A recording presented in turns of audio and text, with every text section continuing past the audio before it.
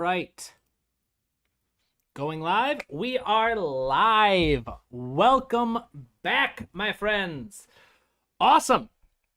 So, it is the time of the month again. Last stream of the month, or last Friday of the month, since I haven't been streaming as often, unfortunately, is live feedback time. We have a whole host of new faces this time, as well as a brand new record for most number of submissions.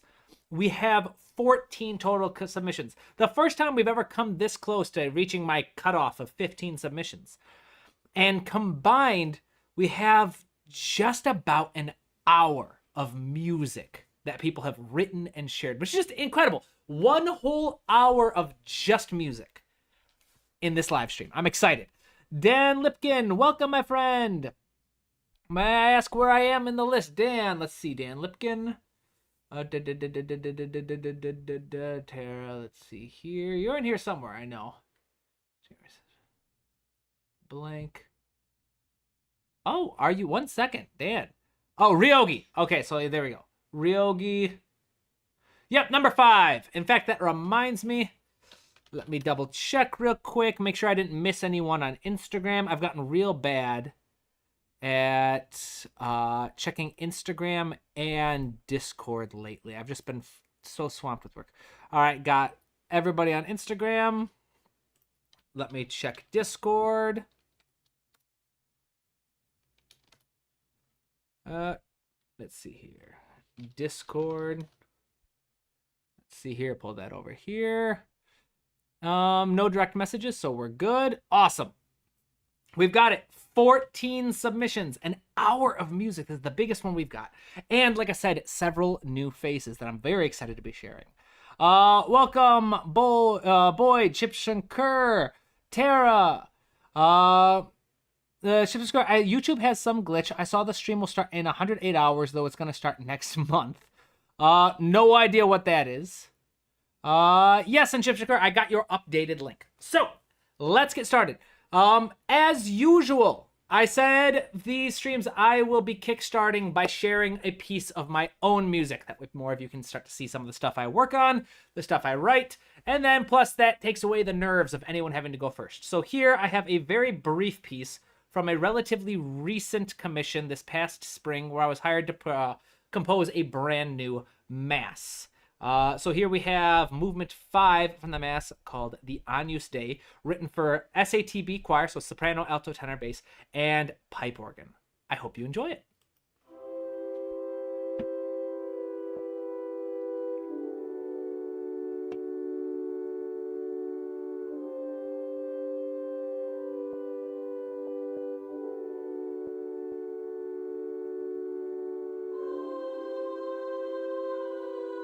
I don't have an actual recording, unfortunately. So just sound libraries.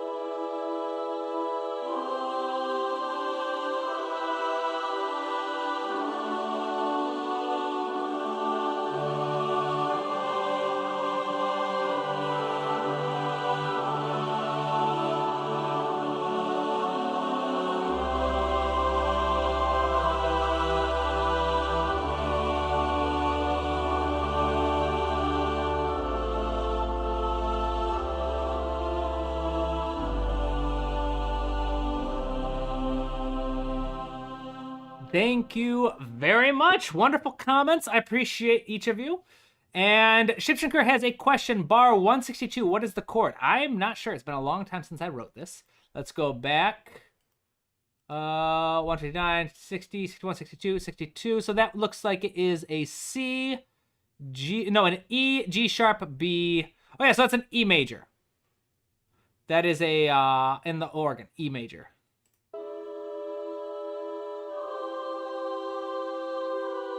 Let's go back.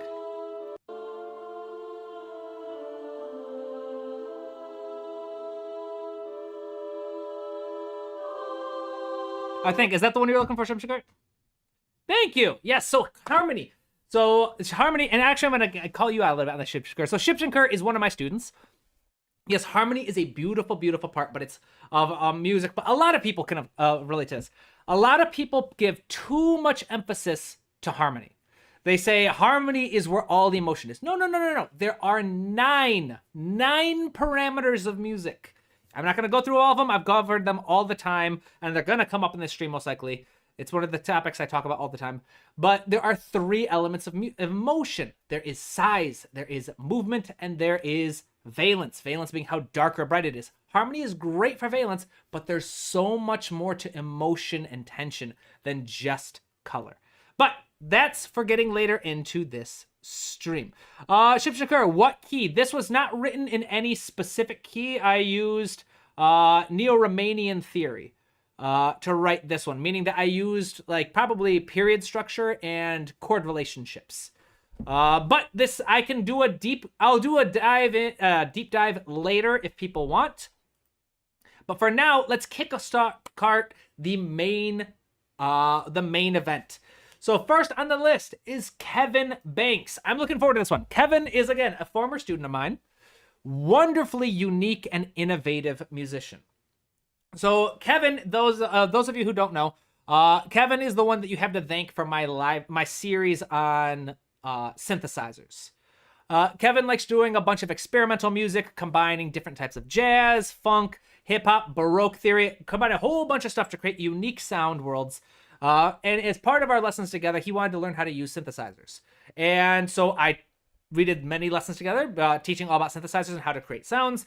And so eventually those lessons became the inspiration for my 21 videos, I think, I did recently on synthesizers. But I'm excited to see what I got here. I'm sure it's going to be fun and unique. The requests from Kevin: did I musically develop the A-B song structure? Was my counter melody supportive to the trumpet's main melody? Did I musically amplify the melody and counter melody in parts A, B, and A2? And did I use my reverb, dovetail the piece cohesively together? And finally, did the groove, ebb, and flow harmony with the melodies? So additional information: structure of this piece goes intro, A, B, breakdown, A, breakdown, outro. I do think I remember this was slightly longer, but we cleared it. It's about a 5-minute. Let's give it a listen. Labor Day savings are happening now at the Home Depot with select appliances starting at... Advertisements. Hey, Goobermeister, awesome. Send it to me in my email. I'll make sure to include it. Goobermeister, I think you're next, actually. But I got your actual name on there. All right, advertisement 1 of 2. How's everybody doing? Ooh, got comments already. Someone says, Kevin Banks, I'm liking the sound choices here. Beat organic. Nice. I'm excited. Kevin, you always have unique music, Kevin. I'm excited for this.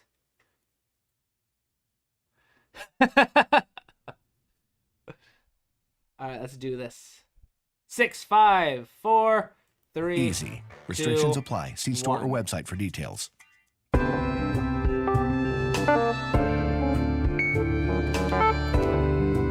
right.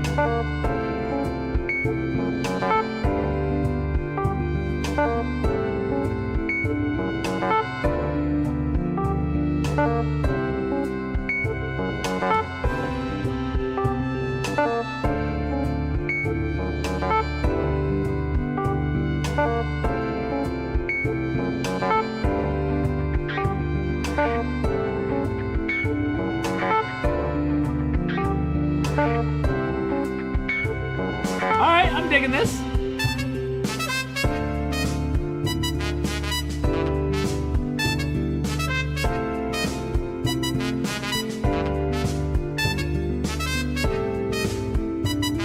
Melody's a bit chaotic. We'll get into this in a moment.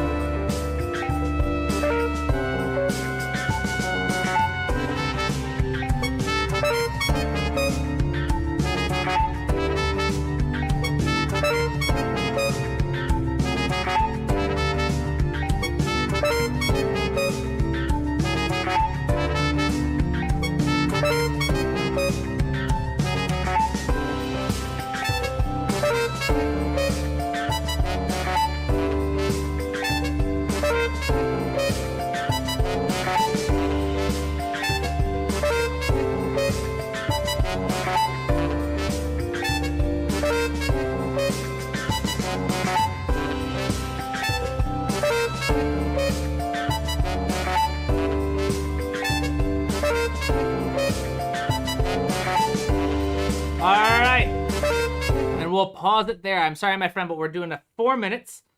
I'll give you some. I know I got the email with the different timestamps, but we'll stick here. I have some thoughts I want to share. This is really skillfully done, Kevin. There are elements of it that are very chaotic. The melody is very chaotic, and yet through the I found myself, as I was writing down different things about the chaotic, I was still bopping my head, though. I was bopping my head, I was finding the groove, I was sticking with it, and that's no small feat. So I'm gonna be honest, I tend to work much more with tunes myself. Whistleable, memorable melodies. I know that's not what you tend to work with, my friend. But the groove here glues a lot of the chaos together. That's one of the things I want to focus on here in this live stream. In the live streams, I don't always do a nice deep dive like I often do with that you might be, because again, Kevin being one of my students is used to some like deeper dives. So I'm just explaining for the live streams, it's usually much more surface level. It's quick stuff, things that everyone can learn from. Here, what we have is a relatively chaotic foreground. You've got a trumpet and a trombone going back with very stabby, non-lyrical ideas, but they repeat and they develop. And one thing we know in music is that repetition is the secret ingredient to establishing an idea as being deliberate and being important. It's what makes things musical and significant, is repetition. And this entire time, going back, we have this constant groove where you can hear it. Yeah, let's actually go to 4 minutes so we can actually do it. So listen, underneath the chaotic foreground, we have this very strong, persistent groove in the drums and the keyboard, which I know you made yourself. These grooves are what help create this sense of consistency. There's some, let's see, what did I say? See that consistent drums? And you can still bop your head to it. Where it's got a lot of those influences from like freestyle jazz, but you can still groove to it. You can still bop to it because you've got that nice groove in the background, that drums, the keyboard, the constant kind of glue in the background. So a couple specifics now. So that's very, very well done. Very skillfully done, my friend. A couple things I would mention. At the very beginning, with a challenging piece like this, I would introduce the layers one at a time. You have trumpet, trombone, guitar, piano, and a couple other elements all start right at the beginning with that kind of robotic sounding guitar is what I think it is. Either guitar or synth. And they all jump at the same time, which gives the listener a whole lot of different things they have to kind of assimilate to as they listen. If you introduce those, start off with your groove first, just a beat or two, bar or two of just that nice infectious groove in the drums and the piano. Then from there, maybe introduce some of those sustained trumpets and trombones, and then eventually bring in the guitar or the synth, whatever that instrument is. It's going to help create a much more cohesive kind of easing your audience by taking them by the hand down this journey that you're going to take them through. Then around 2 minutes and 5 seconds, you bring in a very nice saxophone. The trumpets and the trumpet and trombone chaotic kind of battle duel comes in, and it's awesome. But we've heard it a couple times. We've heard that challenging bit, and a saxophone comes in with a counter melody that works very, very nicely. I think it helps give a bit of a break from a bit of the chaos. And so what I would like to do is I'd like to see you bring the trumpet and trombone down a little bit, and then bring the saxophone out into the foreground. Make it a bit louder, make it take center stage a little bit, and allow some of that chaos to be a supportive role, sort of like Stravinsky does in The Rite of Spring, and allow the melody and the saxophone to come out a bit more and not just be a counter melody, but more of a deliberate, strong suit. This is, I love listening to your music, my friend. This is wonderful. Lots of great things to be done. Unfortunately, we are limited by time, so I'll make sure to share some more in-depth feedback with you afterwards. But thank you very much. All right, Les Higgins, that advert has really messed with my machine. I can't follow you anymore. Oh, I know. I'm not sure what you mean by mess with your machine or whether if I somehow, I don't know. I'm very sorry that you can't follow me anymore, but I hope you can still find some kind of value from the things that you've gotten from my channel. Here we go. Let's move on to number 2. Thank you, Kevin. Samuel F. Gubermeister. All right, Gubermeister is in the comments and says they have an actual, this is something I had asked for a YouTube link. Here we go. Got it in my email. All right, we've got another, Sam or Gubermeister in the comments is another one of my students. And this is their first time submitting to a live stream, which is awesome. I'm excited for this. Let's give it a listen.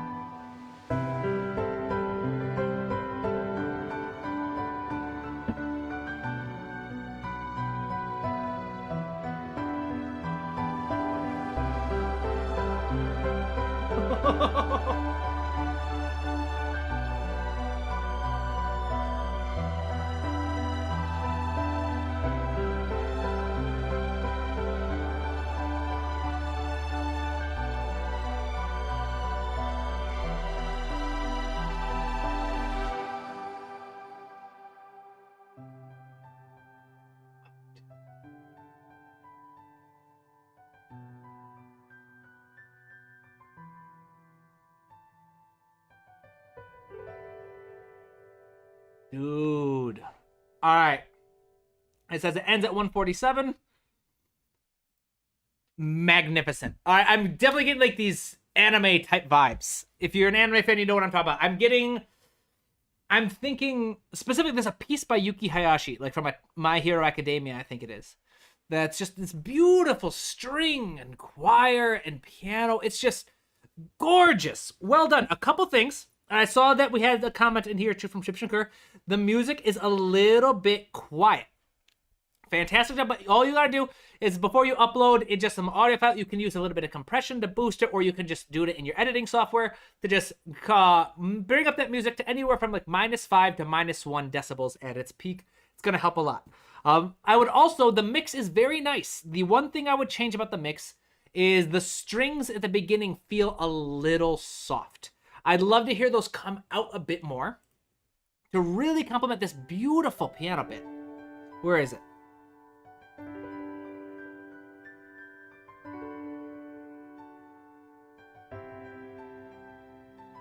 Right there, 34 seconds.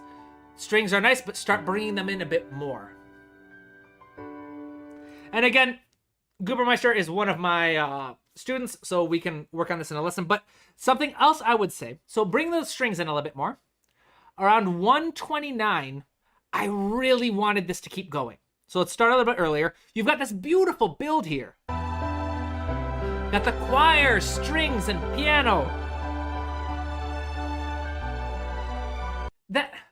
The strings and the piano are so complementary. This is very much like an anime type arrangement. That piano where the strings are now playing the melody and the piano is enforcing it, but with a variation. So if you listen, it sounds like the violins and the high strings are playing the melody, and the piano is playing it too, but it's using the left hand and the right hand to add little fills in between, make it a little bit more rhythmically active. We call this a heterophonic texture in orchestra. It means that you are doubling a melody with a variation of itself. It's a beautiful sound, very emblematic of anime and JRPG type music. Have the high strings playing the melody and the piano embellishing it.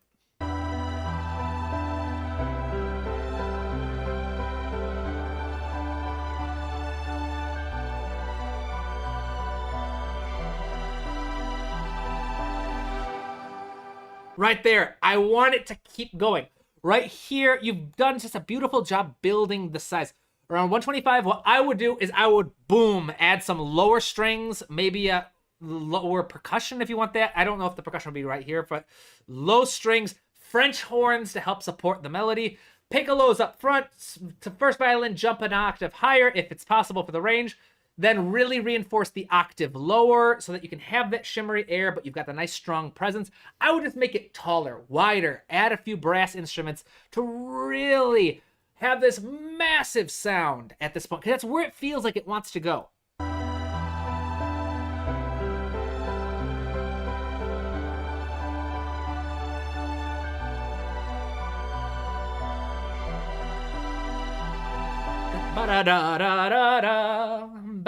Like repeat it one more time. Boom. French horns are playing the chords. Strings are playing in octaves. Woodwinds are reinforcing. It's something big right here. It feels like it wants to go big, and I respect the choice to go soft. I think that's a great way to end it. I think after you have this huge payoff, to then immediately strip it back down to just the intimate piano is a brilliant idea. Oh, every time there's something cool to notice each time. Like that little reverb right there. And just kind of that hang out in the air before the piano comes. Beautifully done. Beautifully done. Here we go. All right. Wonderful job. Excellent. Wonderful pieces so far. Next up, we have Shipshinker Roy, another regular of the channel. And a student of mine. I think Shipshinker, I've got a lot of students this time. So Shipshinker, and then Tara is also a student. I think that's it. I think that's the extent. So then from there, there's no more nepotism. But here we go. So Shipshinker requests, how is the harmony? How is the orchestration? Is there any additional advice? And this is the music for scene 1 of my drum, Kailash. I'm sorry if I'm pronouncing that wrong. This is a personal project I've been working on alongside my piano concerto. Let me know how it is. Ooh, let's give it a listen. Yes, and Nyfellow is also a former student. Now I got a lot of nepotism here. But I appreciate you guys coming out in such strong numbers. And it's good advertisement.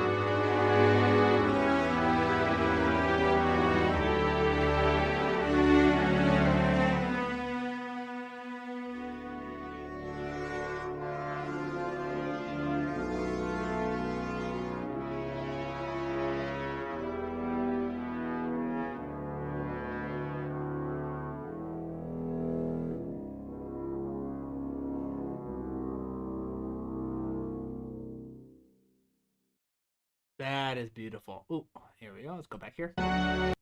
Got lost in it. Chips and Kurt, you already know I'm going to love the orchestration here. All right. A regular the channel. I think you've submitted almost every single month for a while now. Things that you do very well. Your use of the full orchestra is beautifully inspired by those Romantic Age composers. That nice balancing of the strings and the horns and making use of all the instruments. So if you're new to orchestration, this is one of the big things you can take away, is this idea that the orchestra is filled with all these different instruments. And yes, doublings are awesome. Doublings are beautiful. But the true strength of the orchestra is its variety. And if you're constantly doubling instruments, so starting off the beginning, we're going to hear strings and horns. Strings playing on this idea. And the horns will enter. Eventually. Got a couple different strings. There we go.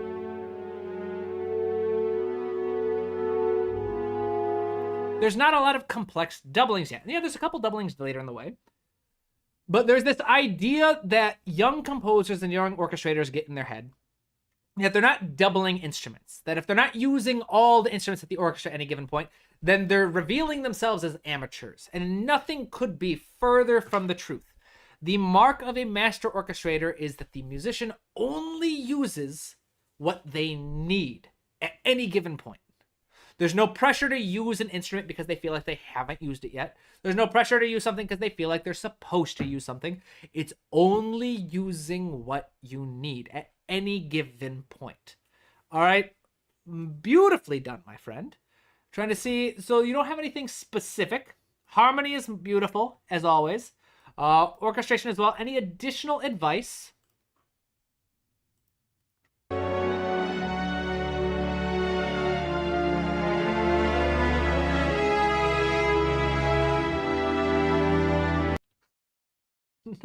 No advice.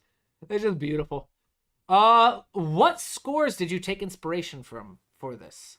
I know in you and your style, you like to take inspiration from specific pieces. So let us know in the comment which ones you're working with on this one.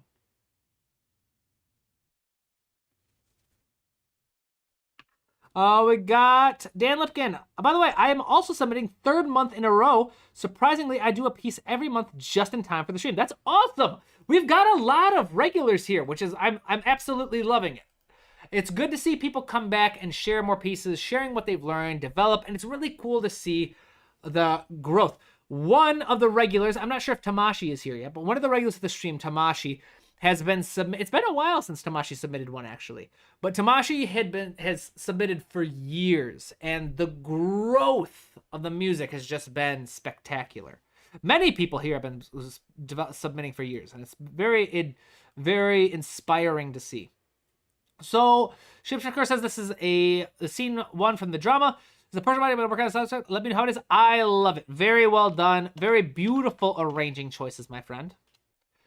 And now, moving on for a little bit from the nepotism, we've got Moyad Al-Jabal, another regular. I think, Moyad, you've been submitting. Is this like your 3rd or 4th month in a row as well? Les Higgins, I think Gustav Holst says it's not what you put in, it's what you take out. Yes, I don't know if he said that, but that is a beautiful quote. And yes, if you look at the great composers, they very rarely use the entire orchestra at the same time. It's usually just a handful of instruments. Claude Debussy, one of the most beautiful orchestrators to have ever lived, was very, very particular about which instruments were used and when. And there's not a correct way to do things. It's more about thinking and asking yourself, what emotion am I trying to share? What story am I trying to tell? How many layers do I need to tell that layer? Do I need a melody? Do I need sustained chords? Do I need a bass line? What do you need? And then which instruments are best suited for playing those layers? And don't add anything. If you start asking yourself questions like, what can I do with my flutes? I haven't used my flutes yet. Who cares? That happens all the time in the repertoire. In professional orchestras, all the time, the trombones are sent off stage. All right, Beethoven comes out and they get to go off stage and just relax for a little bit because Beethoven doesn't use a lot of trombones in many of his pieces. It's standard. You don't have to use everything just because you have it. You want to use only the things you need. Tara is also on the 3rd in a row. Wonderful. We got a lot of people hitting 3s today. Dan Lipkin, yes, Rimsky-Korsakov is a fantastic resource for learning as well. I love his book on orchestration. Korsakov is actually one of my biggest inspirations career-wise. Rimsky-Korsakov, we know Rimsky-K for a couple of his pieces in the modern repertoire that are used a lot. Like Scheherazade is a really big one. But what we really know him for is his teaching and just the influence he's had. And that's something that I really want to try. If I could have everything, yes, I would love to have some of my music remembered. But honestly, what I would love to be remembered for, if I can be remembered for anything, is just knowing that I impacted other musicians and was able to usher in all sorts of new music by sharing what I know and what I've learned. But let's get into this one. My specific question, what do you think about the orchestration? Is there something to improve? And would love to hear any other advice. Let's give it a listen. Let's see if I can come up with anything to share.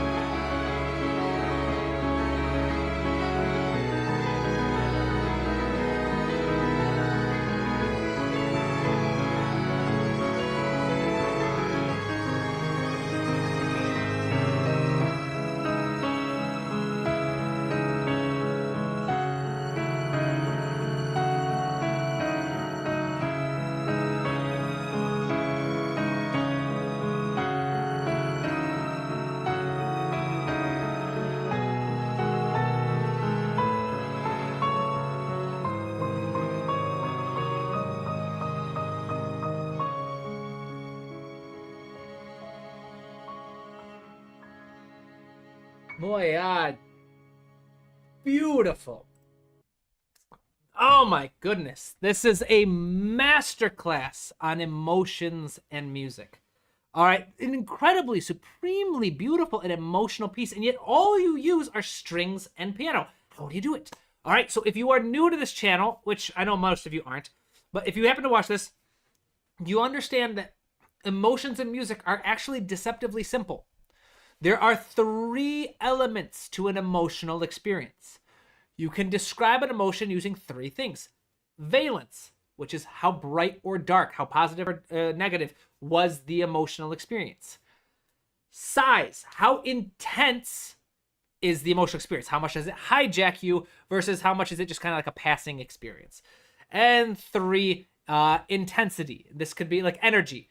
Does this emotion drain you? Does it invigorate you? Is it very physically expressive or very kind of quiet? And these 3 things are important to understand because they are great and they are the keys for how music expresses emotions. Because music can also be dark or bright, big or small, high energy or low energy. And one of the things I tell all of my students, and I try to say a lot in this channel, is that the whole point of contrast in music, the whole point of development in music, the whole point of growth in music, any kind of thing where like, I want to make longer pieces, all of it is based around these 3 things. How does your music manipulate valence, size, and energy? And this piece does it beautifully. If you listen to this, there are no 2 phrases in this entire piece of music back to back that have the exact same level of darkness or brightness, exact same level of size, exact same level of energy. Nothing is stagnant. If we listen to the first couple minutes again, let's start. It's going to start nice and dark. Valence tends to change the slowest. It usually is either like darkish, bright, or somewhere in between. It's not usually too detailed. Size and energy are where the details are in music. So things like chords and instrumentation are great for setting the general mood. I'm sorry, I'm going to turn my phone down. It's blowing up for some reason. And so chords and instrumentation help set the general mood, but size and energy and the tools you use to manipulate those are what do the detail work for emotions. Let's listen to just a couple more seconds of this and listen to how, as we listen, the music is going to start very intimate and then get bigger. And as it gets bigger, it also starts to increase energy by adding a bit more movement. Just to chords and melody.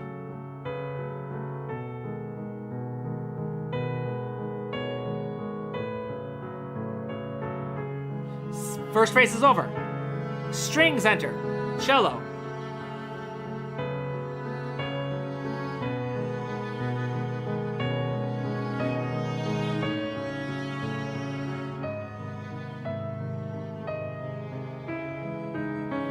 A new phrase. Violin enters. A new layer in the piano. See what I mean? New layers are being added, new size, new energy, and it helps the emotion become more intense. If you want a deep dive on emotions, I have 3 resources for you. Emotions and Music Masterclass, Tabletop Composer. I have a free video right here, How to Write Emotional Music, IFMC, a masterclass I did for the Indie Film Music Contest. 38 minutes, breaks down this entire model. If you want something more in-depth, not free, but I have a book on portraying emotions in music. And then if you want to go through the book as an online class and have private lessons, I do have a class version that you can sign up for. And you get private lessons involved and all that kind of stuff. It's a fun thing to do. And it helps pay for my bills and my way of life, which, funny enough, I might have a pretty crazy life update coming up in just a little bit. I need to wait for final confirmation, but I'm excited to share that with you guys. But well done, Moyad. Thank you, my friend, for submitting. We are on to Ryogi, who is, I am not mistaken, is here, is Dan Lipkin. Yep, Dan Lipkin in the comments is Ryogi. Welcome, 23. Bold Pew, how do you even write the fast piano accompaniment? There's lots of different strategies you can use. Something I'm going to recommend, Tabletop Composer. Heterophonic texture. If you look this up, There's this on Instagram, a 45-second thing that'll break it down. That's an unflattering zoom in on my face. So this little video right here will break it down. I have more available as well. I know for a fact there's more. You could do linear textures. Right here, this video. It's an older one, but that would break down the heterophonic texture as well. And then, of course, if you want to just not have to worry about videos or anything, my textbook, which is currently on sale, Music Composition Textbook, The Musical Storyteller. Wrote this before AI was a thing, 100% original. 400 pages, 36 chapters, complete guide to composition. It's got great reviews. Fantastic resource. And again, all money goes directly to me, to your boy. So hopefully that helps Bold. Dan Lipkin requests, does the orchestration create enough contrast between sections? Which part feels the most mature compositionally, and which part sounds the most like something written by a beginner? Does the main musical idea feel distinctive and memorable, or does it sound generic? Does the piece feel like it has a clear musical direction, or does it sometimes feel like I'm moving from one idea to another?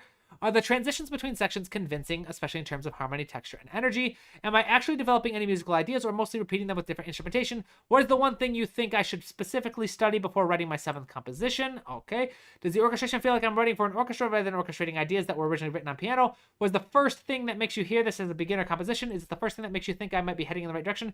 If you hear this without knowing it was written by a beginner, what would you assume the composer still needed to work on? What skill do you think this piece shows the most progress and compared to with another student composition? What would you personally change first if there was your piece, and what would you absolutely not change? Wonderful. Lots of great questions. One thing I'm going to point out before we even listen to the music is a lot of these questions seem to be focused around the idea of, I'm a beginner composer. What am I doing wrong? All right. That is one helpful way to approach things. Another approach that this is an approach though that can burn you out in the long run. If you are constantly approaching things, what am I doing wrong? What is wrong with my music? What is insufficient with my music? It very quickly, well, not quickly, but over a couple of years, and I know from personal experience, you're going to start to lose sight of why you like music in the first place. It becomes a task, it becomes a challenge, and not so much an art form. So while this is productive in the short term, one thing I would invite you to consider doing is to focus on adjusting your idea less towards what am I doing wrong, less on what do I need to improve, and more on what do I love? What is something that excites me? What is a skill I want to have as a composer? And not just like, hey, I want to get work as a composer, or hey, I want to like write big orchestral things, but like maybe you really like harmony. So get a book on harmony. One of my favorites is Reharmonization Strategies by Randy Feltz. Maybe you really like melody writing. Maybe you really like writing for strings. Focus on the things that you really enjoy, the things that excite you to learn about. That's going to help maintain your love for learning, your love for growth much, much longer. I'm Dan, the rookie composer from the past 2 feedback streams. This is my 6th composition, so I'm still very much at the beginning of my journey, but I'm trying to improve with every piece I write. Yes, fantastic mindset. Let's go through, let's give it a listen, and see what we can offer.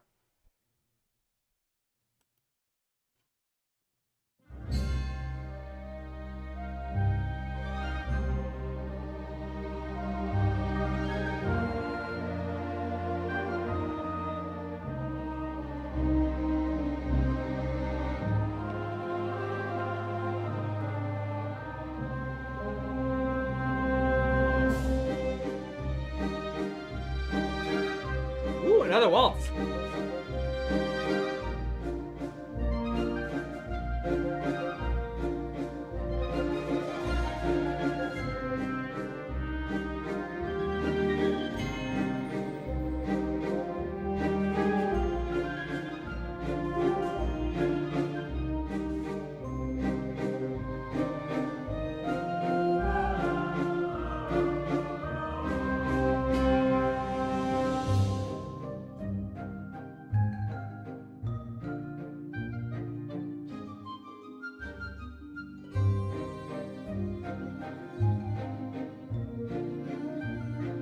Are you by any chance a fan of Danny Elfman?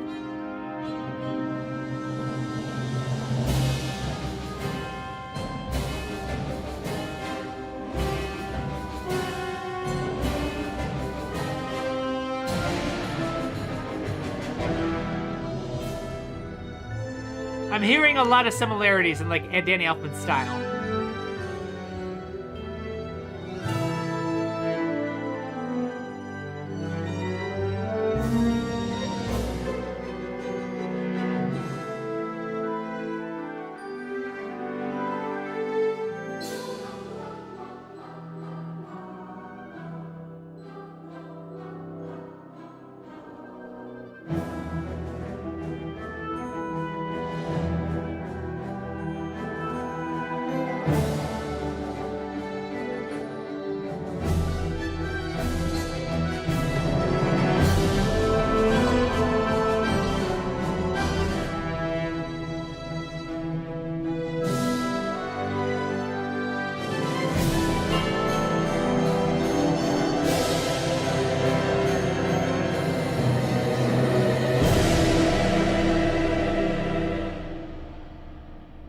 Beautiful, beautiful arrangement. Fantastic. All right, so let's go through these questions one at a time. Does the orchestration create enough contrast between sections? Yes, that's nothing you need to worry about. You did very well with that, all right? Since there are so many questions, I'm not going to spend too much time on most of these. Which part feels the most mature compositionally, and which part sounds the most like something written by a beginner? Most mature is your arrangement. Your choice of instrumentation is fantastic. You really drive home that concept earlier of using the orchestra's variety as a backbone. Now, the idea of what sounds the most beginner is a bit the development of your idea. You have a, not a fatal flaw, but you have a very prominent flaw in this piece that is very common with many arrangements, and it's almost disguised by how incredible your arrangement is. Your orchestration is beautiful, definitely not beginner level. There are many intermediate and like moderate to advanced composers who can't orchestrate as skillfully as this. And that almost disguises the fact that I can't really whistle the tune. I just listened to the whole thing and I can remember the main motif, ba-da-da-da-da-da-da, but that's about it. I can't remember what the rest of the melody was. That doesn't mean you had a bad melody. What it means is you didn't repeat it enough. And that was something that I noticed about halfway through, is you seem almost scared to repeat your idea too often, which is something that a lot of beginners are scared to do. A lot of beginners think, I have my idea, I don't want to repeat it too much, or I'm going to get outed as an amateur. It's actually the opposite. If you listen to any great composer, you will find that orchestral music, instrumental music, is very repetitive. It's ingrained into the model. In sonata form, the opening movement of a symphony, sonata form, starts out A, transition, B, and then the whole thing gets repeated. If you ever see two lines and then like a dot in music, that means repeat the section. So you have an A theme, and then you repeat that A theme. A little bit of transition, then you have a B theme. You repeat that B theme a second time. Then you repeat the whole thing. So to be clear, your melody A is repeated 4 times. And so is your melody B. And this is before you start to develop it. This is before you start doing crazy things. So the beautiful thing is your melody can repeat with very little change. The orchestration is what keeps it interesting. The different layers you add to the melody, the different instruments you use, the way you change valence, size, and energy, like we talked about, those are what keep it interesting. But the melody itself doesn't need to repeat that much. And then we get into the development section, which is, that's where you start to chop up the melodies, do all kinds of weird, crazy things with them, demonstrate all the different cool things you can do to a melody. And then the final section of a sonata goes A, B. All right? Again, the main melody. So by the end, even if you never repeat the melody the same way twice during the development, your melody A will be heard a grand total of 6 times with minimal differences in a symphony opening movement sonata form. Orchestral music, by definition, is repetitive. And a lot of beginners are scared of that. They're scared that if it's repetitive, it's going to be boring. They're going to out themselves as amateurs. But if you don't have repetition, then you can't really the melody doesn't stick into the ear of your listener. And so here I can still sing and like remember the main motif. Ba-da-da-da-da-da-dum. But beyond that, I can't remember much of the tune because there's not enough repetition.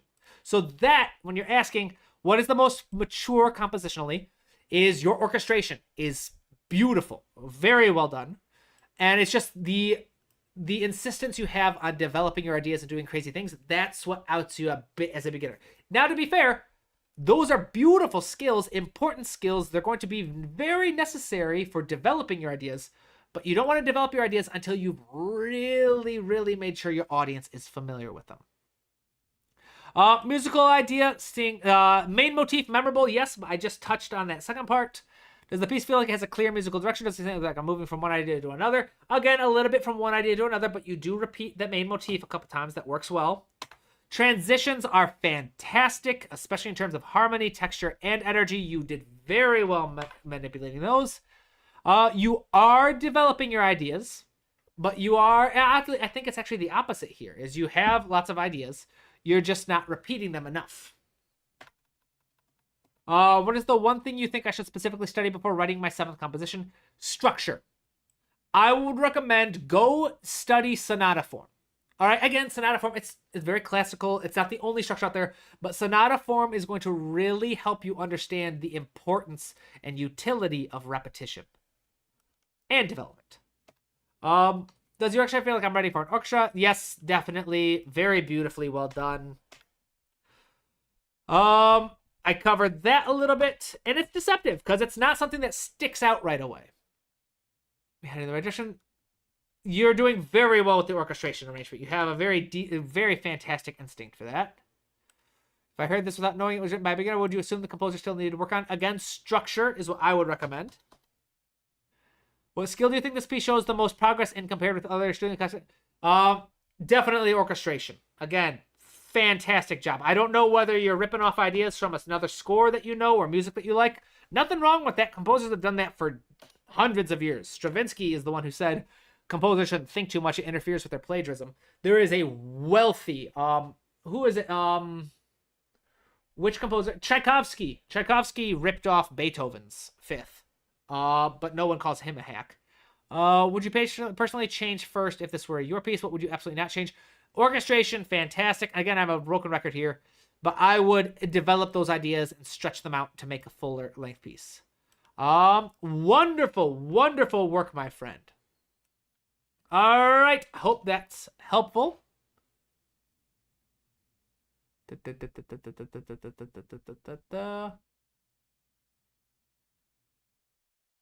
Yep, so yeah, basically my melody goes A, A, B, C, D, A. Yeah, not enough repetition there.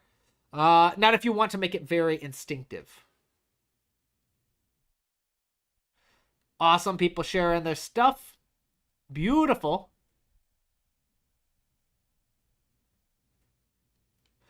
Wonderful. All right, so Tara, back to the nepotisms. Back to the Nepo babies. Tara is another one of my students. Small addendum to in the comments. Tara says about starting huge. I wanted to tell a story that starts like you see something and it's a matter. Okay, awesome. So Tara says, small addendum to my comment about starting huge. I wanted to tell a story that starts like you see something insurmountable, so I made the choice to come in huge. It wasn't random in case I made it. And it sounded like it, so. Awesome. No, you can definitely start massive. And I'm starting to remember, this is another Hiroyuki Sawano inspired piece, isn't it? So that would definitely fall in line. In terms of mixing and mastering, this piece has none. I'm still a little terrified about where to even begin. How would you start drafting a mix with a piece with a size like this? I feel I can understand strings a bit, but the hybrid style has me scratching my head a bit in terms of how to achieve the massive and hard-hitting production that Sawano has. There we go, yeah, Hiroyuki Sawano. The beginning is especially the spot that I need help with most, as is. I cannot really bring out the guitar and punch in the drums in a way I'd like with the tools that I have. For example, that's where it teeters towards actual was clipping a bit no matter what I did. Number 2, how was my orchestration? I tried to really follow the 1-5-3-7 rule to the letter, using mostly triads or occasional extension and keeping based instruments in the roots, octaves, and fifths, while the thirds appear less. I wanted to make sure things were as clear as I can have it based on the tech I have. Wonderful idea. That's going to help a lot. and did my structure work, especially in terms of starting really bombastic and then stripping it away, then rebuilding back up. I know what I really want to start off strong at the top. Definitely, that's something that Sawano does a lot. In case you guys aren't familiar, Hiroyuki Sawano is a very famous anime composer, probably most well-known for Attack on Titan. Incredible music. I definitely want to do a tutorial down the line. Which reminds me, if you haven't watched it, go watch my John Williams tutorial. This video is not getting nearly enough attention from... I spent 100 hours building this video. It's got 700 something views. I don't know why YouTube doesn't like my videos. Share it places. It's a good video. This piece was inspired by more battle-esque vibes as I continued my study into Hiroyuki Sawano. I tried to blend the sheer insurmountable bombastic nature of some of his Attack on Titan music with the combat-based yet somewhat brighter Kingdom Hearts style fights. Wait, Sawano did Kingdom Hearts? I did not know this. It was also the first piece where I had a story to tell that just called for so many timbres and textures. I made large strings before, but this is by far my largest in quantity. I followed a post-rock pseudo-dubstep song structure, smart, that features some drops and two peaks, one at the beginning and one at the end. I also wanted to do a bit of an inverted take on the incremental complexity. I wanted to see if I could intentionally yet politely overwhelm but grip an audience with the first progression, as if something huge is coming, and then strip and add layers as I went on. Definitely possible. This is usually done with very simple, large monophonic statements. So think of like the theme for Godzilla. Massive wall of sound, but it's just one melody. That's all there is. It's a melody, maybe a bass line. Just huge size. No mix, no master, no real panning, just whatever the app did and standard dynamic markings. Awesome. Let's listen to it. Now, if this is massive, as you say it is, I'm going to drop the volume a little bit so we don't blow out my speakers.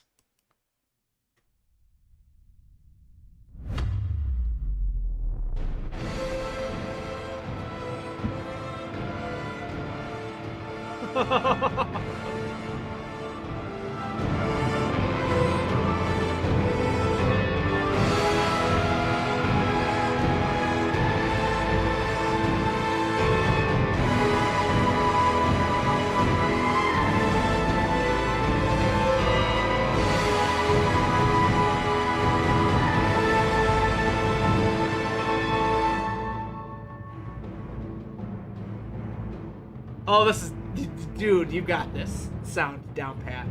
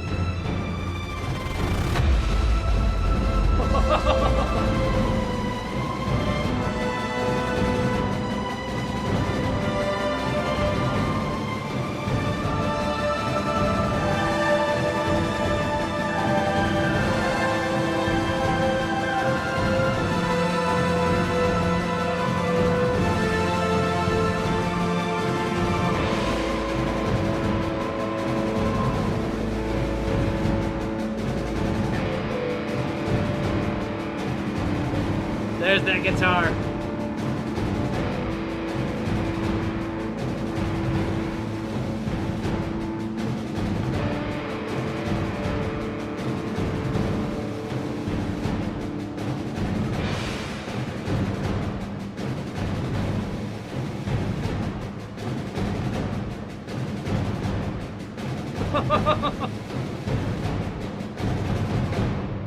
That characteristic Sawano use of like everything: marching band, drum line, electric guitar, crazy synths, choir, orchestra.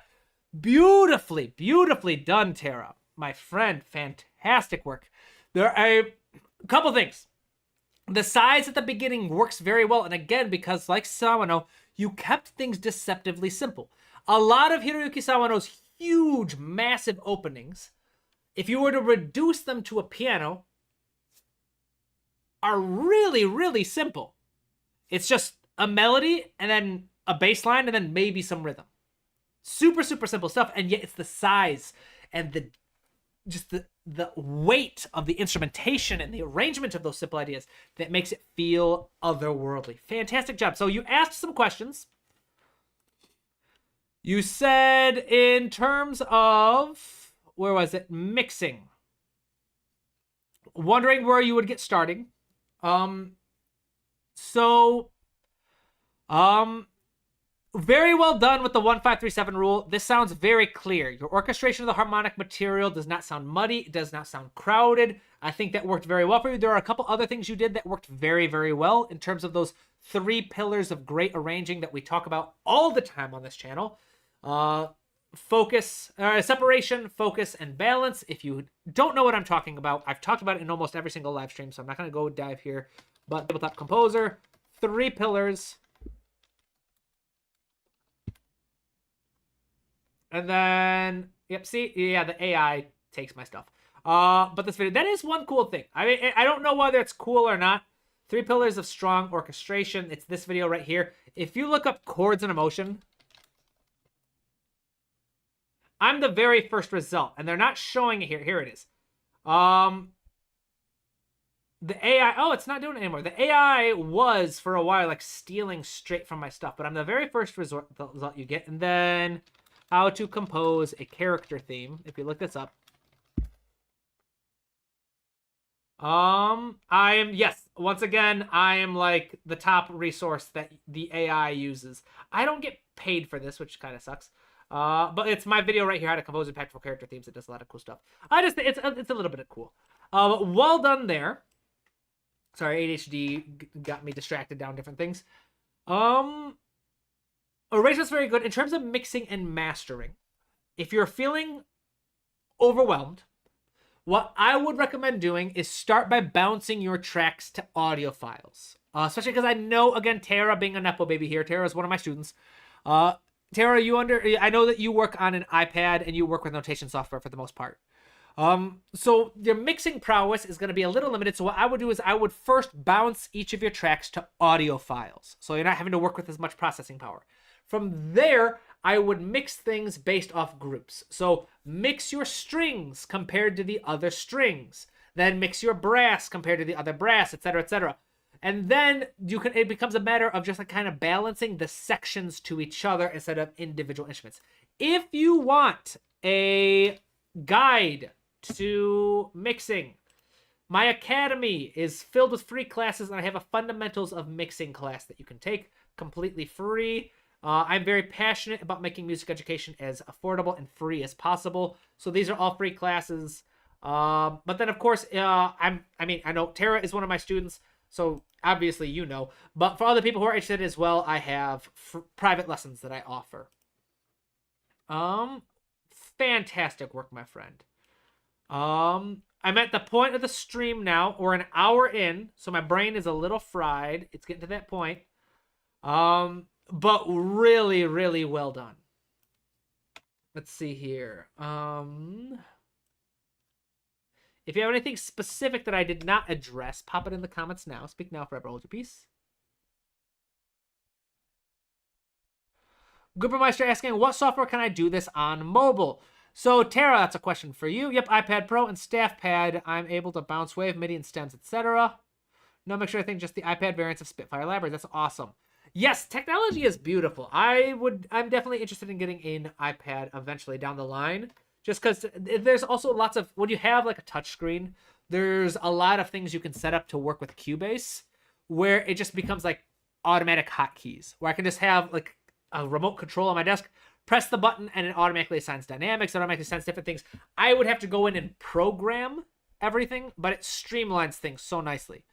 Where if instead of having to go deep and go like, all right, let's highlight these, go into MIDI, go into functions, go into velocity, then variance, 15%, hit process. Instead of having to go all that, I could just hit like a button that says 15% and boom, it automatically does all that for me. Which seems silly, but it does save you a lot of time when you have to do that over and over and over again.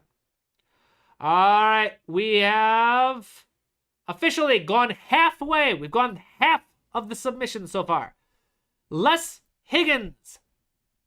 One is in the comments. So my questions are, given that the images accurately depict what is in my mind, does the emotional content still match the intent, the image? What strategies do you have for matching overall time with creative impetus? Not sure what you mean by that. Having an overall time with creative impetus. Are you talking about like timing for a film? Are you talking about streamlining your workflows? I know you're in the comments somewhere, Les. Let me know. Additional information. Submitting this piece pointed out one of my real challenges, balancing the overall length of the piece against creative imagination. To make this fit, I increased the tempo by 33% versus the compositional tempo.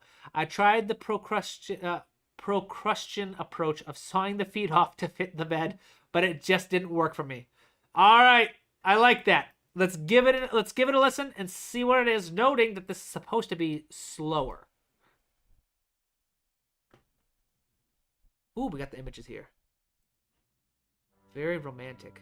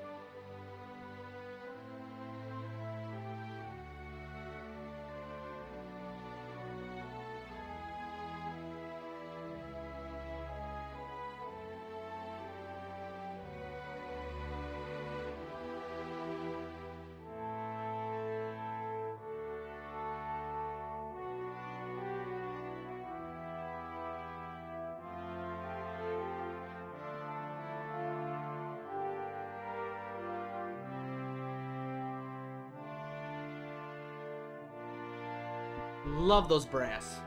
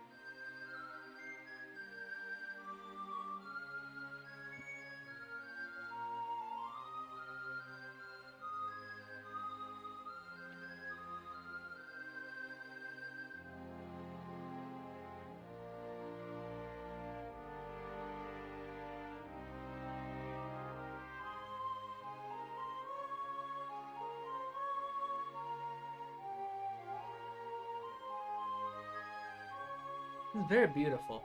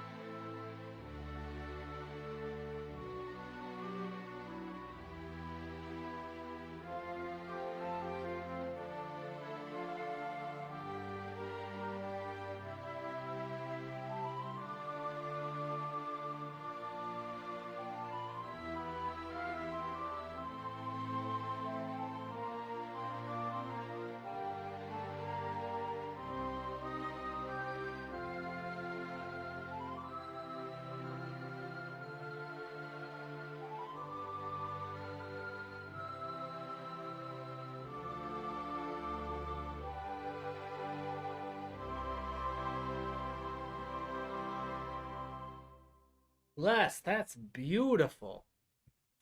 Absolutely gorgeous arrangement, my friend. Couple things. I'd say the strings could all, as a general rule, be a little bit louder. Something to keep in mind is that the string section is by far, by like an order of magnitude, the largest section in the orchestra. While a large flute section has 4 flute players, a standard violin section has like between 12 and 16. All right, so, and that's just the violins. So as a general rule, you could probably boost those a little bit. I think it would help strengthen the balance. I don't think anything's wrong with the tempo. I think this works very well, but I can definitely see how, given kind of like the weight of the photos like the pictures you've shared, I can see how a slower tempo would enhance it. I think it matches it. I do think it would match it a bit better because right now you've got this very beautiful light kind of sense. I think slowing things down a little bit, which you said you sped this up to meet the time limit. Slowing it down, I do think would help really add a little bit more of that gravity to it. So what strategies do you have for matching overall time with creative impetus? So if you're talking about trying to match something to a specific time limit, that's where I just say take the time to structure it ahead of time. There's a little bit of math you can do to figure out how many bars you need to work with. All right, so there are 60,000 milliseconds per minute. All right, and then your beat per minute, BPM equals beats per minute. So if you know that you need your song to be length of song times 60,000, and then divided by beats per minute. By let's say the length of song, say we want a 4-minute piece, 4 minutes times 60,000, that's how many milliseconds you have for the entire piece. And then you can say what's a good beat, then from there you can find that for like divided by your beats per minute equals and then if you take all of that and then divide it by like 4 for your 4 beats per, like if it's 4 time, if it's 3 divided by 3, you just try to divide it by bars. I'm not a math teacher, so this might be confusing. I'm sorry if it is. But the idea is if you have 3 minutes times 60,000 is let's do 4 minutes actually. 120 would be 240,000 milliseconds, correct? I'm terrible at mental math. I'm just gonna assume that's what it is. So then 240,000 milliseconds divided by, let's say, divided by 4 is, well, no, let's do beats, BPM. Divided by, let's say, 60 BPM is going to be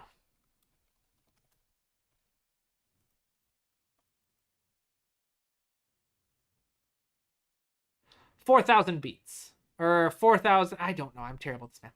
I'm sorry, my brain is a little frozen, but you know what I mean. You get what I mean, hopefully. Well, my brain is a little more fresh. I'll come back at this. Couple of things to just keep in mind is it's nice to do the math ahead of time. I did a live stream years ago. I think it was like the 5-year anniversary of this channel, where I composed a 5-minute long piece of music, and I sat down and I figured out if I want this to be 5 minutes long, this is how many milliseconds I have. If I want to work with, and then I use my BPM to calculate how many bars am I going to have to work with.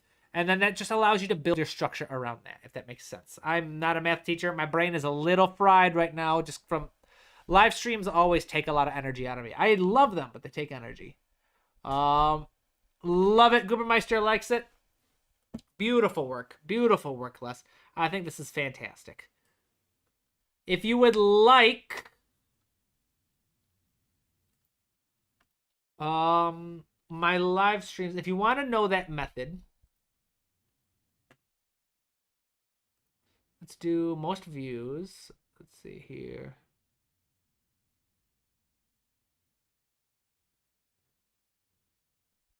Here it is. Composing music from scratch, 5-year anniversary. Right here. 6-hour... that was a long stream.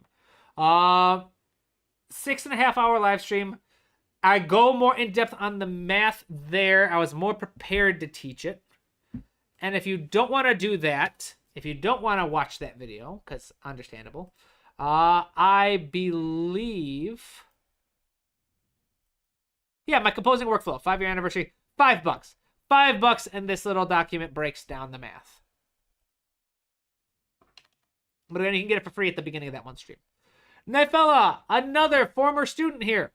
Request, I'd really appreciate some feedback on how I use the main motif in the song, the one that kicks off the song. All right. I tried to incorporate and develop it by introducing it all at the beginning, filling in the gaps in the verse, and building on it in the bridge and outro. I'm also curious to hear what you think of the song structure. It's a bit unusual, since both the chorus and the final section are instrumental. Ooh. The song is about a friend of mine who's a Smash Bros. Esports player, which is where there are musical references to Smash. I'm really looking forward to your feedback, and I'm very grateful that you're taking the time to listen to the song. Let's give it a listen. Creators, get a little extra with YouTube shopping. Extra? Yep, you only Skip need this. 500 subs to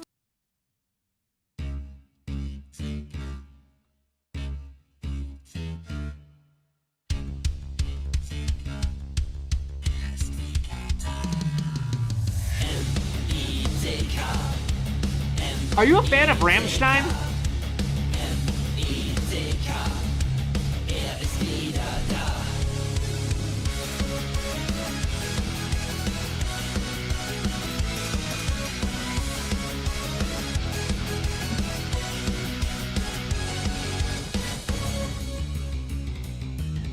Rissen ließ er hinter sich, warf nach Spanien seinen Blick.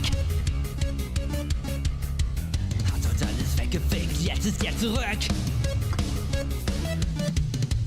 Wer trainiert mehr als der Lottermann? Analysiert wie er immer er kann. M-I-C-K M-I-C-K M-I-C-K Er ist wieder da.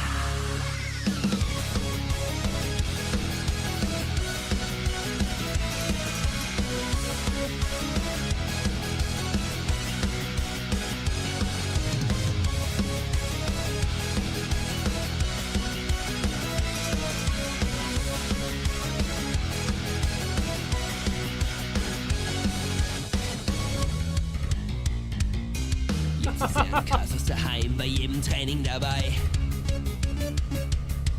Carried nicht mehr alles allein, ballert doch viel mehr rein. Wer übertrifft Gussis Buchenbahn? Hängt immer noch ein extra Training an. M-I-C-K M-I-C-K M-I-C-K Er ist wieder da. Er ist fanatisch. Die Stirn quadratisch. I love the panning. Er ist nicht nur recht, sondern auch auf Nice use of the stereo field. Wie er es auf dem Board macht Platz für den Smash-Gott. I love the Smash theme.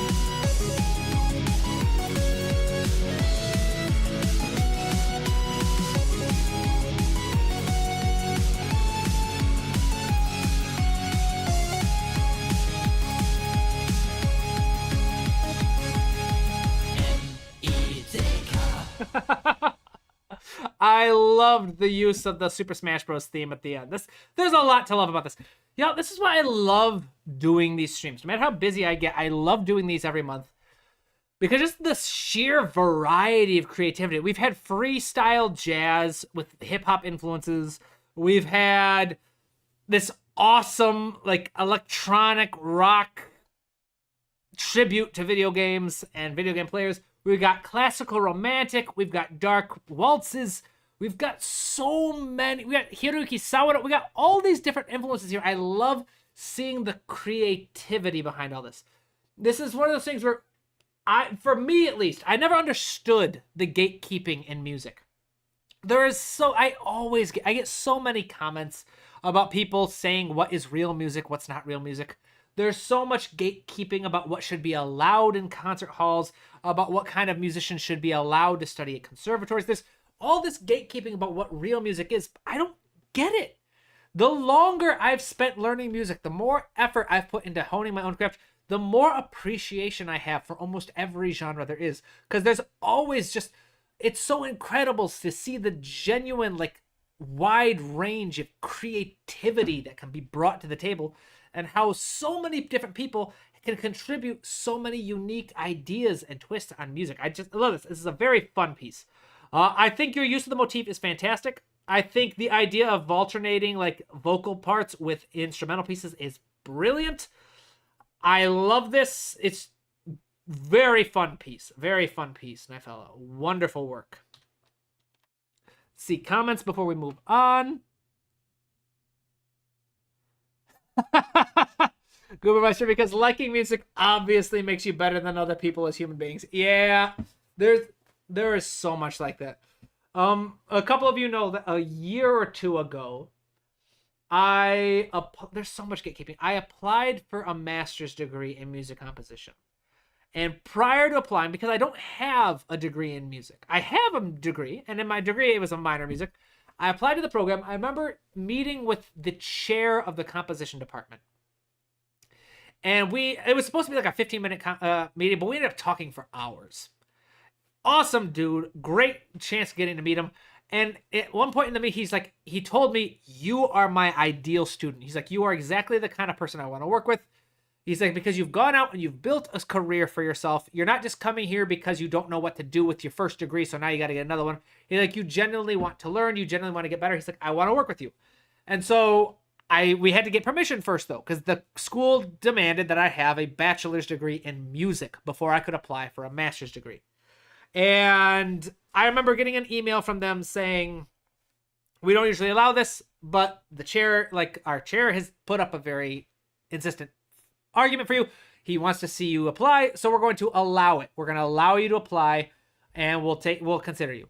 So I paid the fee. I did the application. I did all that kind of effort, and then I did not even get interviewed. I got denied immediately, and a lot of it is because, well, for whatever reason, someone decided I shouldn't be allowed to study because I hadn't paid my dues or whatever in some silly way. But there's always just this gatekeeping. It's always, I've never understood it. Anyway, I would love to get my master's someday. I want to go back because I would love to teach. I love teaching in a classroom. I love teaching at the university level. I would love to be a teacher. My dream job is to one day teach a class at the University of Michigan, my alma mater. And it's a class that I took as a student that's called Music Composition for Non-Music Majors. And I want to teach it because when I took the class, it sucked. Teacher was awesome. Okay, it doesn't suck. The teacher was awesome. I liked the idea of it. It just wasn't taught in a way that really worked. It expected all this technical jargon. It's like, I thought this was supposed to be for students who don't study music. And so I would love to teach that class someday, but I need a master's degree or an Oscar or Grammy. And I think the master's degree is more likely of the three. So we'll get it. Let's see. Jeremy Peterson requests, "My question is whether or not this song is interesting enough. I find most of the stuff I write is pretty diatonic. This song has a few notes or chords outside of the key. Besides that, I'm also never sure on song structure or if I've developed things enough. For example, the pre-chorus and chorus are basically the same all three times they are played, maybe a little stronger in dynamics each time. Between being mostly diatonic and repeating sections, with little to no change, does that make this song boring?" I'm going to just answer you right now, no. No, those things don't make it boring at all. You basically just described, for the most part, the entire classical period of music. Yes, with some exceptions, there was some chromatic stuff in the classical section. Yes, it did modulate and change keys over there. For the most part, though, the classical period, Mozart, Haydn, all the great masters, were largely diatonic and repetitive. For whatever reason, a lot of beginners get really worried about their music not being advanced enough, not being complex enough. Music is not about complexity. It's about what you do with what you have. That's the whole point of different structures. But we can see what we can offer. This is part of an album of solo piano compositions I'm currently working on. But please note, this is programmed MIDI, not me actually playing. I solely don't want to misrepresent my abilities. I started learning piano and music theory composition about 2 to 3 years ago. It's purely a hobby and not something I would ever want to pursue professionally. I am more interested in the composition side of things than performing, so admittedly, I have not been keeping up on practicing my piano like I should. No worries. One thing I want to say, Jeremy, right off the bat, I'm going to say relax. Have some fun. All right. Right now, I'm getting a bit of a vibe that you're a little worried about judgment. You're a little worried about preoccupied with whether people are going to acknowledge you as a real musician, as a real composer, as a worthy or whatever. Don't worry about any of that. All right. The very fact that you write music, if you write 5 seconds of music, you're a composer. All right. You're good. You belong. All right. You are worthy. All right. So allow yourself to breathe, allow yourself to enjoy it, and just lose yourself in your own music. All right. So let's give it a listen and see what we can have to offer.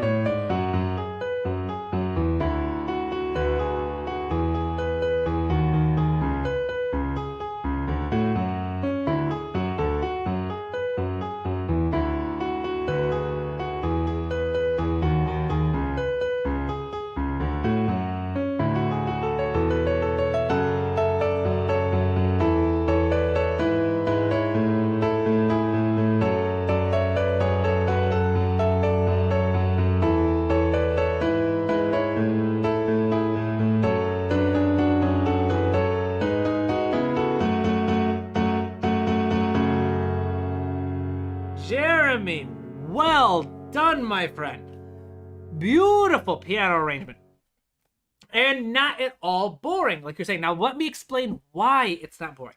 Let me explain why it manages to keep attention despite repetition, despite simple harmonies and structures, and why things like the classical period weren't boring. It's because, and it goes back to those all-important pillars, valence, size, and energy. Music becomes boring when it becomes emotionally stagnant. And it becomes emotionally stagnant when it does not develop across valence, size, or energy. Throughout here, you have different moments that feel darker, moments that feel brighter. You 100% have moments that feel larger versus smaller, and you have moments that feel like they're getting higher energy and lower energy. You have those internal emotional contrasts. And as long as you have that, as long as you have an emotional arc where your music can be seen from at least phrase to phrase, growing in size, growing in energy, shifting across valence, or not even growing, but like shifting, you've got development, you've got emotional arc, you've got interest. But well done, my friend. Don't be so hard on yourself. Beautiful piece. All right. Eterna. I am dead set on keeping the piano as it is, except possibly during the Annabelle's attempt at diplomacy section, and the mezzo-soprano staff is all set in stone.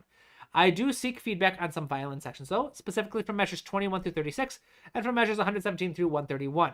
I had no idea what I wanted the violin to do in the measures ranges listed, but the sound reveal my indecision. Does the sound reveal my indecision, or does it work with the piece? I'm going to be honest, I'm going to be a little slow on specific detail here. We are an hour and a half into the feedback.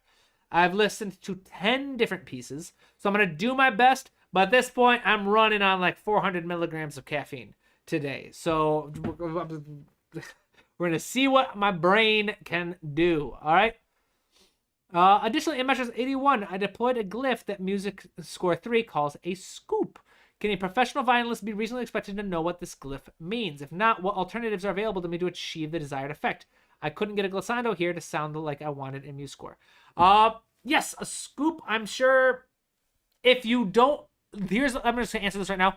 If you use some kind of shape or sign in a score and you don't know if the musicians will know what it means, put it on the instrumentation page. All right? On the instrumentation page, you have a key where you can say, hey, when I put this here, this sign, this is what I want you to interpret it as. It's as simple as that. If you work with live musicians, it's something you can describe personally on the podium. If you're not going to work with them yourself, you can always in there. People forget that musicians are human beings. Ask yourself, if I was a violin player, would I understand this based off the description? As the composer, you can just tell them what it is you want them to do. It's not as mysterious as a lot of people think. The song also needs to be able to loop, as it will be a level music in my game. In this respect, do you think there is enough going on to keep the listener's interest while it loops? And a note regarding the mezzo-soprano staff. I am aware that the climax was her singing very high for mezzo. I wrote this with a singer in mind. Oh, cool. Nice to know. Let's give it a listen.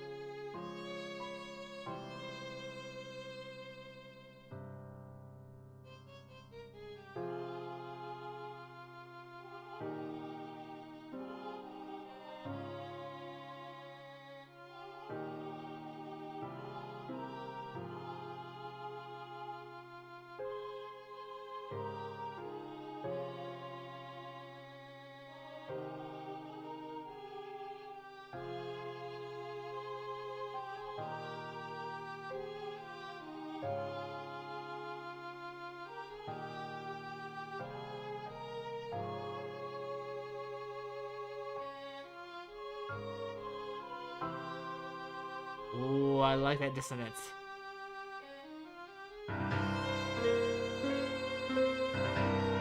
Ooh, nice contrast.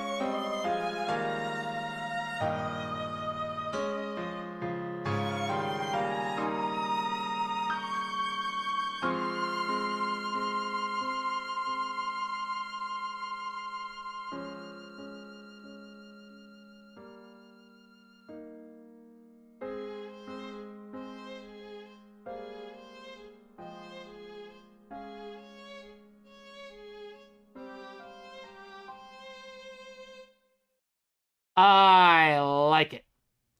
That was a lot of fun. I love having the lyrics there to kind of follow along with the story. And this is a beautiful example of what I was just talking about. How the demonstration, how those shifts between valence, size, and energy are what drive an emotional performance. Here we have just 3 instruments, piano, soprano, and violin, but it never gets boring. It never gets to the point where you think, okay, you're missing something. It works very, very well. Now, I think, of course, it's different when it comes to performance, and if you have an actual singer in mind who can go through here and help you with this, there are a few things, especially with singers, that when you're working with them, certain vowels are easier to perform at higher ranges than others. But if you have a singer in mind that you're working with, then they can help you with this. One thing I will recommend is, and again, with my brain being fried as it is, I'm getting pretty tired here. Around 85, you have a rhythmic part in the string. This is nice. Something I would recommend is consider at this point using double stops. Rhythmic ideas on a solo string on violin doesn't often sound the way you would expect it to with a solo instrument, especially since the piano is playing an arpeggio. One thing I would recommend is maybe try using some double stops, especially if you can use open strings. It'd be fantastic. If you need help with double stops, a video I'm going to recommend, and my textbook covers it, but also Tabletop Composer, Orchestration 101, Strings. It's an older video. Writing for strings should tackle double stops and help with that. Oops. Wonderful work, my friend. Yes. Yeah, no parts where I felt like the violin was just messing around, not sure what to do. Whew. All right, who's still with me? Here we go. Chat's a little bit quiet at the moment. We're getting this. This is a long stream. Bold is still here. Thank you, my friend. Let's see here. Blank. Blank is one of our struggling friends. The struggling artist. So Blank's main thing here. Blank is once again struggling to come up with music. The music feels like a fight for you. Trying to come up with some stuff. Let's see here. Let's see. I'm not sure what feedback to ask. I struggle to write music in general. I'm going through Harmony Academy, and I should have probably done the melody one first. That's okay. I usually do harmony first, not melody first, personally. I also bought your storyteller book. Ooh, good. I hope you find it helpful. But decided to go through the free stuff first before delving into that to see if I can learn composing for free after all. That's worth checking out. I'm looking through videos on writer's block and stuff, but it doesn't help much. I somehow managed to write this. It's unfinished because I took so long. I'm starting to use influences subconsciously from the music I inspire to make, aka Otetsu. That's awesome. All composers do. As I said, I'm just stuck with the process. Hopefully next feedback session I'll have something more or better and closer to Otetsu-like music. Thank you for everything you did to make music education affordable free. Hopefully I can one day grasp your teaching and not be stuck anymore. That's all. No worries. Every great composer has dealt with the struggle. And a lot of it is not a lack of skill. A lot of it comes from a lack of workflow and perfectionism. A lot of young composers get stuck with this idea of what I write has to sound perfect as it comes out. It has to be a solid idea from the start. And that's just not the truth. You got to start treating music like an assignment, like a skill work where it doesn't matter if it's good or not. It doesn't matter if you like it or not. It just matters that you write something. Composers have been saying that forever. Simon and Garfunkel say that you have to write every single day, even if you hate it and you don't like what you come up with, because it's just a practice. Hans Zimmer talks about needing to write every single day. Otherwise, if he takes a break, it's super hard to get back into it. John Williams also talks about never having writer's block, but not always liking what he writes. By writer's block, he means he never stops writing. But he does, very rarely, he says, actually enjoy the things he writes. It's the rare piece, the rare idea that actually becomes something good. But the trick is to just constantly try. All right, so let's listen to what you have come up with, my friend, and celebrate that you have been able to come up with something and have the courage to share it.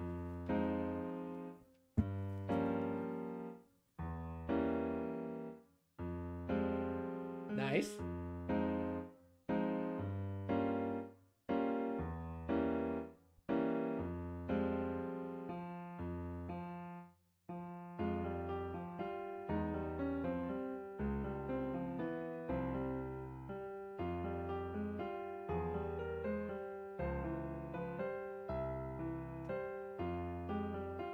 this is lovely.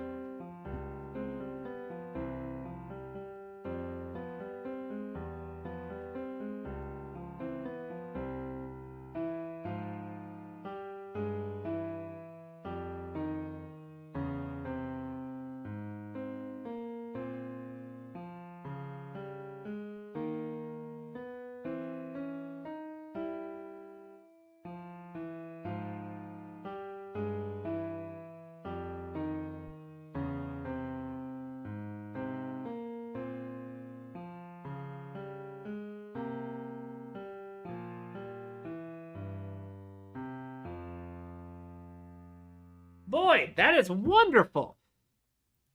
Oh, it's still going? Or is this one? Yeah, YouTube does this weird thing where it sometimes adds space. Wonderful work, Boyd. Yes, that's exactly it. Draw every day. That's all it is. And most of it will be trash. And by trash, I don't mean it's objectively bad. I mean it's going to be something you personally do not enjoy or find to be particularly inspiring. The vast majority of music composers write is nothing they're technically proud of. Do you know how many pieces I've written that I just have no memory of? I have probably at this point thousands, because I write at least 2 or 3 ideas for every single live stream I've done just by demonstrations. Most of it is just a homework assignment. Most of it is like you just put aptly, drawing every day. If the expectation, if I were to tell myself every single piece I write has to be beautiful, has to be art, I would hate myself. Because I've got like a 1% success rate. All right, 1% of my music is actually decent, probably less than that. Most of it is just written for the sake of writing. Most of it is just an exercise to keep myself going. So I'm a big fan of strength sports. All right, I really like powerlifting. I really like strongman. I like lifting heavy things. All right, it's one of my favorite hobbies. And one of the things that you notice, and one of the things that professional strength athletes have to learn, is the vast majority of the work they do isn't actually maximal.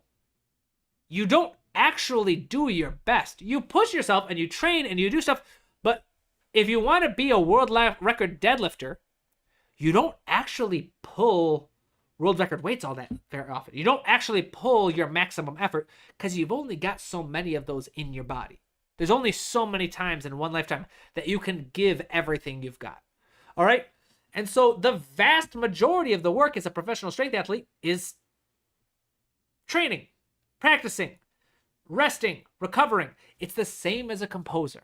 The vast majority of the stuff you work on will not be high art. Most of it's just going to be doodles. Most of it's just going to be little ideas, and you won't even remember them. You'll write them and you'll toss them out, but it's an idea that you practice. What this piece does very well, you have a beautiful melody. You've got a great structure for your chord progression. You manipulate size and energy very well. It's awesome. And you do very nicely with it. What I would recommend to help practice is to pick one structure, ABA, AABA, rondo form, whatever it is, and just practice it. Write a new piece every single day. And at the end of the day, if you like it, you like it. If you don't, you don't. But the next day, you start something new. The only priority is you finish it, all right? Which is why I would recommend something small. AABA, you come up with 2 8-bar chord progressions, 2 melodies, that's it. It doesn't have to be fancy. It doesn't have to be good. It just has to be finished. And the more you do it, the more comfortable you become with just writing for its own sake. Good. Wonderful. I am so glad that helps, Boyd. I really, really am. Because a lot of it is just that high pressure. Instagram, TikTok, social media, YouTube, everywhere you look, you only see the best. It is very easy to look at a lot of the people here who submit some pieces they've been working on for a very long time and think, oh my gosh, I can't write anything like that. Well, yes, you can. It's just these people can rarely write the pieces like this. Not to put anyone on blast, but I know like Tara and Shib Shankar, both students of mine, both have had issues in the past where they're like, I have like no idea what to write. I don't know what to do with this idea. I don't know what direction to take this music. And in this live stream, they've shared pieces that everyone's like, this is amazing. This is incredible music, because it is. It's wonderful. But I come from a very privileged position where I get to see these incredible artists, these incredible musicians in the moments where they don't feel necessarily so incredible because every musician behind the screen, behind the thing, deals with the struggle of craftsmanship, deals with the issue of just having to draw every day. All right. And a lot of the time, most of the time, you feel like this isn't going anywhere. But then, bam, one day, there's just that beautiful moment where you're like, oh my gosh, it clicks. I came up with something that I actually am proud of. And then that's it. You're on to something else, and it takes another year or so before you remember, oh, this is why I love this. Music can be an abusive relationship, especially for composers. But I'm glad that it helps you feel at ease. You've got this, my friend. The fact that you've been struggling, because I know you've been posting for a while, but the fact that you've been struggling for so long and you're still sharing music is insane. So many people give up so quickly. And the fact that you push and you persevere, it's fantastic. Very inspiring. All right, we have 2 more pieces. Chester, is this orchestration too messy? And if so, what should I do to fix that? I am unsure if some of the passages in my sheet music is even possible to play. For example, the very high piccolo passage near the end of the song. Is it worth considering making these passages much more simple and easy to play? If you want, I can send the sheet music as well. Thank you. If you want the sheet music, just include it in the YouTube video. It's helpful, but these streams, I barely have the ability to go in depth to share stuff like that. One thing I'm going to share is this answer. It's up to you. There is a cello concerto by Camille Saint-Saëns that was considered unplayable for a very long time, and then someone learned to play it, and it became very famous. Tchaikovsky's Violin Concerto was denounced as physically unplayable for 5 years, and now it's one of the most recognizable pieces of classical music in the entire repertoire. Beethoven infamously told a violinist, the quote is like, "Do you think I give a damn about your pinky finger when the muses take me?" So there's definitely the side of the things where, yeah, write what you want to write. And if people can't play it, they can't play it, but you wrote it. But if you're writing for a specific person, if you're writing for a specific thing and you want to play it, then yes, chances are it's probably nice to understand the instrument, and try to write something that's simpler, because the simpler it is, the more likely it is to be picked up by musicians. So that's a debate you have to have with yourself. I am also unsure on how to continue the piece, as I originally wanted to make it at least 3 minutes but ran out of ideas. Any advice on how to stop getting stuck on how to compose the next section of the song would also be helpful. I do want the woodwinds to stand out in this song, so any advice on how the orchestra can support the woodwinds so they can focus would be very helpful. Those are some big questions. Section-wise, I usually recommend having a story in mind, even if you're a songwriter, even if you're not film composer. Melody writing, structure. That's what I'm going to say.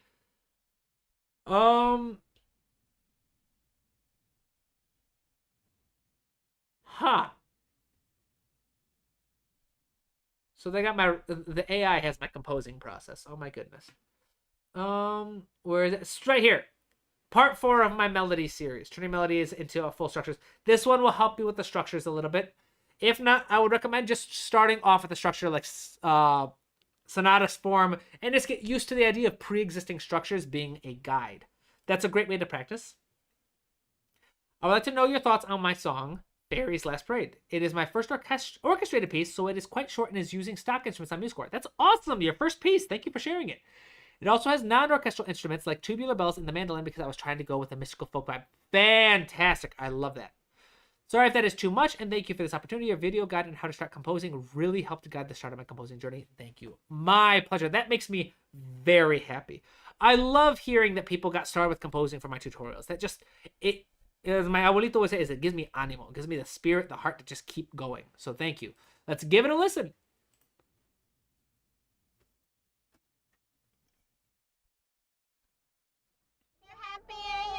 Lila and her mom are driving home from Grandma's.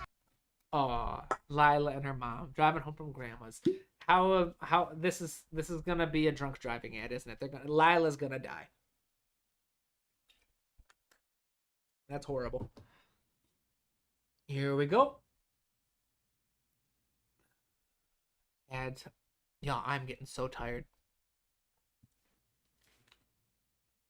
I love these live streams, but they do be a long time.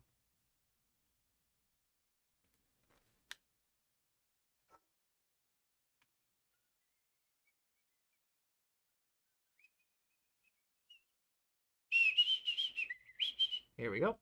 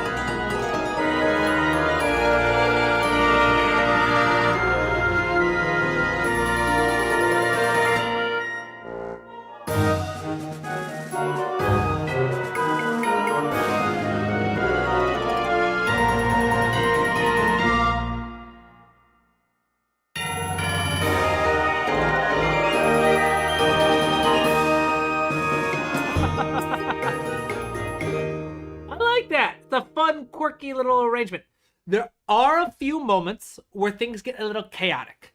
Unfortunately, I don't have the brain power to kind of trust myself to teach the skills right now. So instead, I hope you'll forgive me for recommending you to a resource and my Academy page of my website. I have the free classes I talked about earlier. Orchestration 2, which you don't have to take Orchestration 1 before you take Orchestration 2. Orchestration 1 is just introduction to the instruments. But Orchestration 2, fundamental arranging techniques, will break down everything you need to know, especially those 3 pillars of separation, focus, and balance, which will really help clarify things and make sure your arrangement doesn't feel too cluttered or chaotic, which happens a little bit here and there. Nothing terrible. A lot of fun, but this class right here, completely free. It will help a lot, I think. And then if you want another example, again, my book, Music Composition, all purchase helps directly finance the creation of new videos. Well done, my friend. All right, we are down to number 14. Our rounding out to a full hour of music. Hey, Shipshakur, welcome back. Yes, it's been a long stream. My brain is cooked. My butt hurts from sitting in a chair so long. My back is starting to go. It's been a long stream. I'm not as young as I used to be. But it's been worth it. The music and the depth of talent and determination and skill has been incredible. All right, Alexis Mignon. I hope I pronounced your name correctly. What do you think about the transitions? Awesome. Wonderful, simple question. I am a complete beginner. I had a 5-year formation in piano when I was a teenager, but 30 years later, I'm trying to upskill in music composition. This is my first complete piece. That is fantastic. I love it when I hear people say that they are sharing their first piece. That takes so much courage. Thank you for sharing it, and thank you for picking here, Alexis. That means a lot. It has an ABA structure, but I'm not so sure about the transitions. Well, let's give it a listen.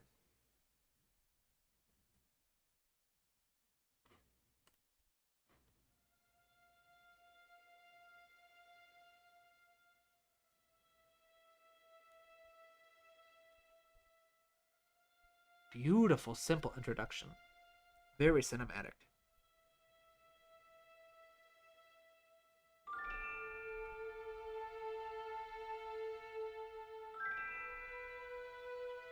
Oh, this is exactly what I was talking about earlier, about just only using what you need. This is beautiful arrangement.